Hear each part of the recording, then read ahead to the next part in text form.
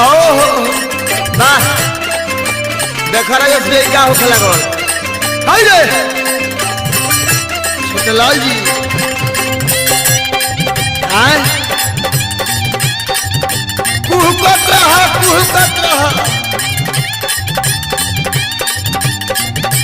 हरे राम नारायण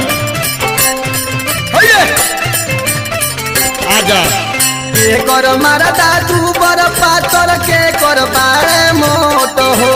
के कर पारे लमहर औरी के कर पारे छोट जानल जे है तरा देखत रहेली इहे देखत रहेली मनी रेखनी भौजी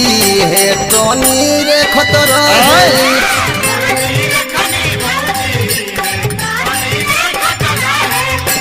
सासे टंगा दे कर मारा दादू बर पातर के कर बारे मोट एकर कैसन बारे? देखत रहेली इहे देखत रहेली मोरनी रेखनी भौजी हे टनी रेखत रहेली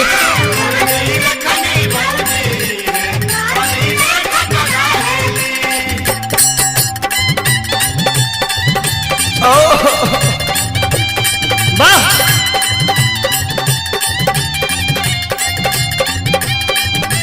हाँ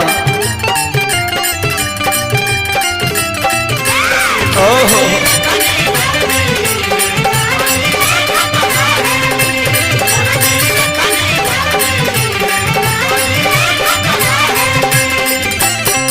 बड़ा चटकार लागे ओठावा के लाली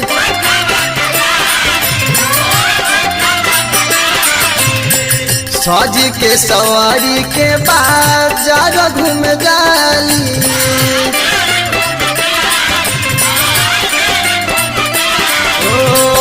बड़ी चटकार लगे ओठावा के लाली सज के सवारी के बाजार घूम जाली अखिया से कतर हेली अखिया से कतर हेली गर्वनी रेखनी भौजी हे तनी रे खतर हेली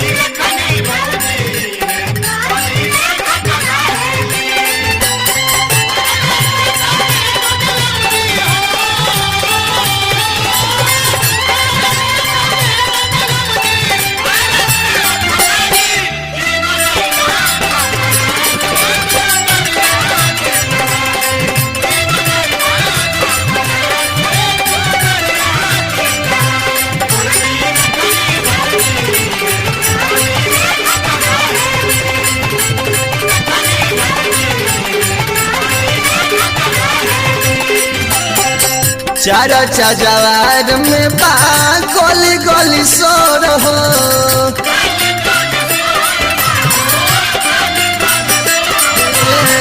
नीर खेली ऐसे जैसे चांद के चकोर हो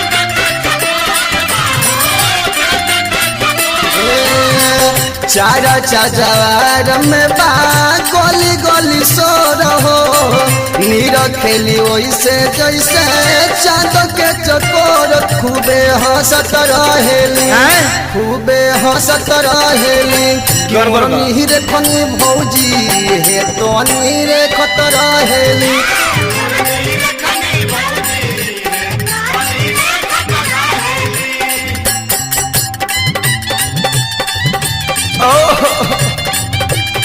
वाह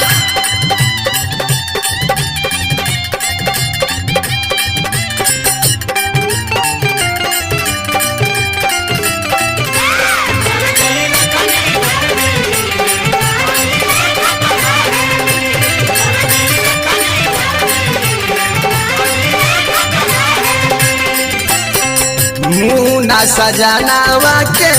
फेरा में बाड़ी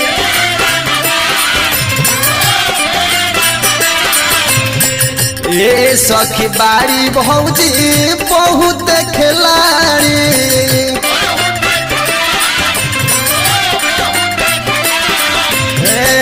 अनिल सजनावा के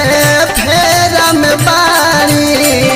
ए सखी बाड़ी भौजी बहुत खिलाड़ी पासा फेंकत रहेली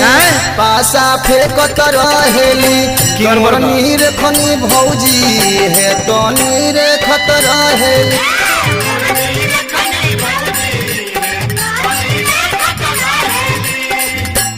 के कर मरदा दू बर पातर के कर बारे मोट एकर कैसन बारे? देखत रहेली इहे देखत रहेली हाँ। कि मोर नीर खनी भौजी है तो नीर खत रहेली।